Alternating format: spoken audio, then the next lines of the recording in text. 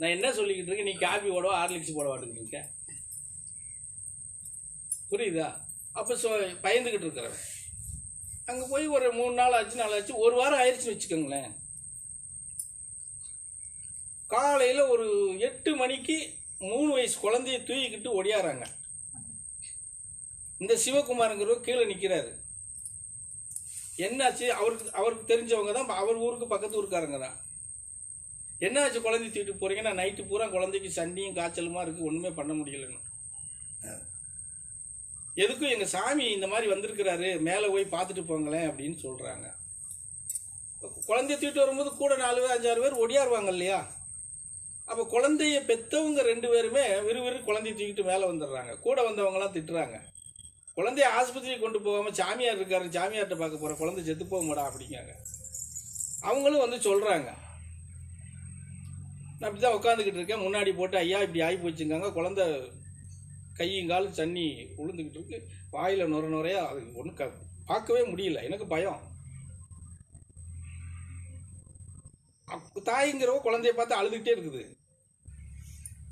தகப்பனார் இந்த பக்கம் உட்காந்துக்கிட்டு இருக்காரு. கூட வந்தவங்கலாம் 10 பேர் வெளியே, அந்த வாசலுக்கு வெளியே இது மாதிரி கால் மாதிரி திட்டிகிட்டு நிற்காங்க. குழந்தைய கொன்றுவீங்கடான்னு திட்டிகிட்டு இருக்காங்க.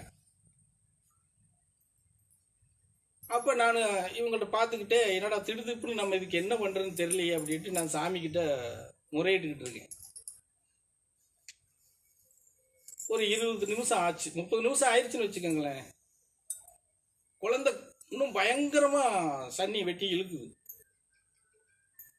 அவர் ஒரு கனியை கொடுத்து, இந்த கனியை வாங்கிட்டு வந்து 4ஆ பிரித்து சாறு எடுத்து கொடுறான்ட்டார். அவர்கிட்ட இப்போ இவர் தான் இருக்காருன்னா, போய் 2 3 4 எலுமிச்சை பழம் வாங்கிட்டு வாங்க அப்படிங்க. கீழே கடையிலே இருக்குது, ஓடி போய் வாங்கிட்டு வந்துடுறாங்க. நல்லா பெரிய பெரிய பழமாக 4 பழம். அந்த பழத்தை 4ஆ வெட்டு அப்படிங்கிறேன். வெட்டி அதில் ஒரு பங்கு, ஒரு இதை தண்ணி இதில் நல்லா புளி அப்படின்னு சொல்கிறார். வெளியே இருக்கிறவங்களாம் கத்துறாங்க, காய்ச்சல் சன்னி வந்திருக்கு, எலுமிச்சை பழத்தை வாங்கி புளிச்சு கொடுக்குறான்டா. அந்த புள்ள 10 நிமிஷத்தில் செத்து போக முடியாங்க. அவன் புள்ள செத்து போச்சுன்னா சாமியார்னு பார்க்க மாட்டோம், பச்சையப்பா ஒன்னே உண்டுன்னு பார்க்க மாட்டோம் அப்படின்னு அந்த அளவு திட்டுறாங்க. அவர் பயந்துக்கிட்டு வெளியே நிற்கிறார், வீடு கொடுத்தவர்.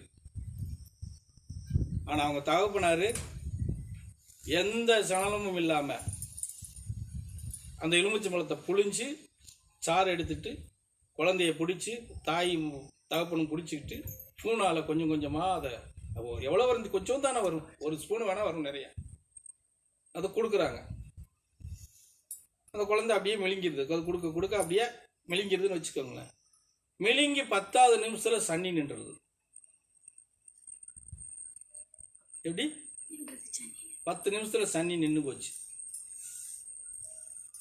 அந்த அம்மா மடியில் போட்டு குழந்தைய தடவிக்கிட்டே இருப்பான்னு சொல்லிக்கிட்டு இருக்கு.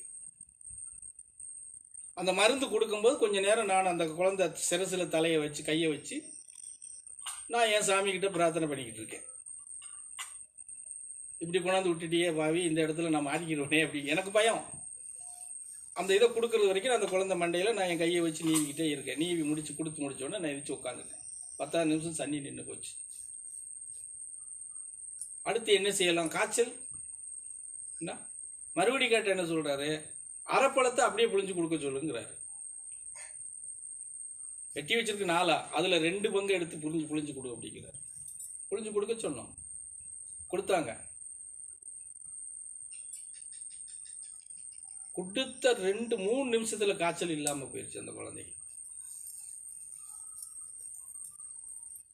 சன்னியும் நின்றுச்சு, காய்ச்சலும் நின்றுச்சு. ஆனா நைட்ல இருந்து அந்த குழந்தை அதிகமா அதுல இருந்ததுனால ஒரு சுணக்கமாவே இருந்தது.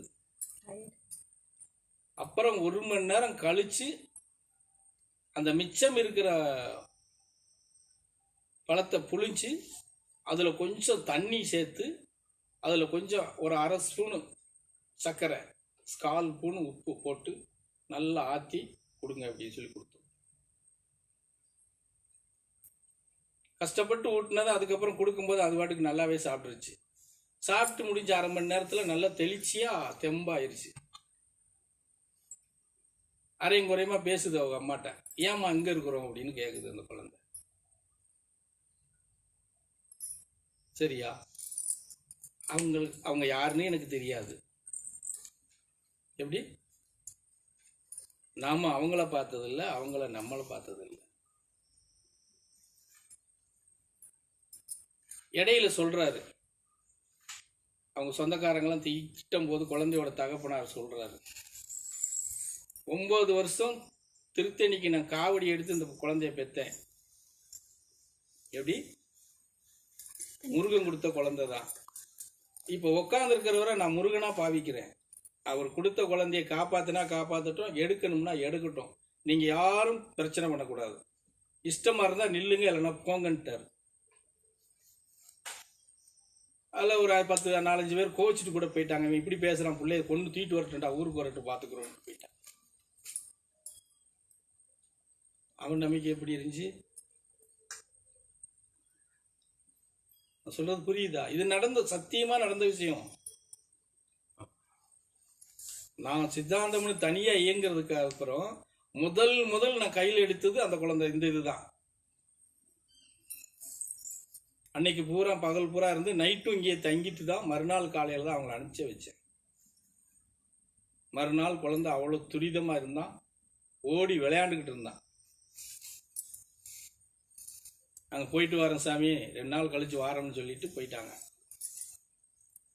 அதுக்கப்புறம் கேட்டுக்கங்க, நான் அங்கே ஒரு 13 மாதம்தான் அங்கே இருந்தேன். 13 மாதமும் நான் யாருக்கும் உபதேசமும் கொடுக்கல, சித்தாந்தமும் நடத்தலை, வைத்தியம் தான் பார்த்துக்கிட்டு இருந்தேன். எல்லாம் சரியாகுதுன்னு எல்லாரும் கும்முஞ்சிறாங்க. டெய்லி 10 பேர், 15 பேர், 20 பேர். முடியாததான் வரும்.